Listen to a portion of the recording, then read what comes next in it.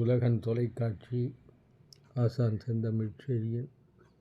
இது காதலல் பற்றி நிறைய பேசுகிறாங்க. இதை விவேக சிந்தாமணியும் ஒரு இடத்துல ஒரு வர்ணனையை மிக அழகாக செப்புகிறது.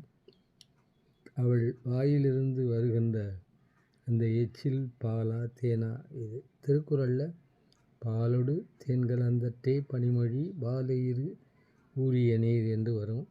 இதுக்கு விளக்க உரை மாதிரி இருக்குது.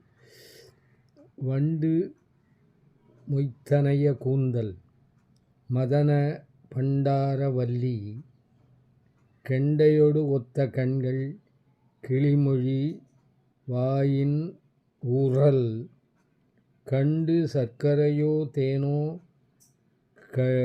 கனியொடு கலந்த பாகோ அண்டர்மா முனிவர்க்கு எல்லாம் அமுதமென்னு அளிக்கலாமே.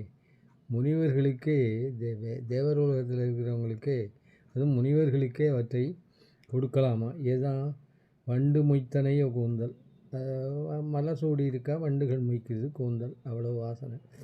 மதன பண்டாரவல்லி, அதாவது ரதி மாதிரி இருக்கிற பண்டாரவல்லி. பண்டாரம்னா நிறைய சொத்து இருக்கிற இடத்துக்கு பேர், ட்ரெஷரி.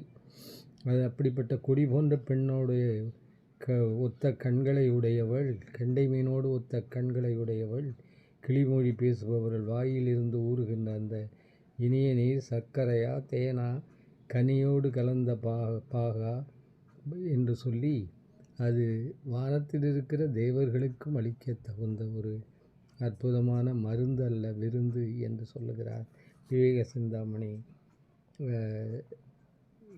இந்த பாடலின் எழுதிய கவிஞர். நன்றி, வணக்கம்.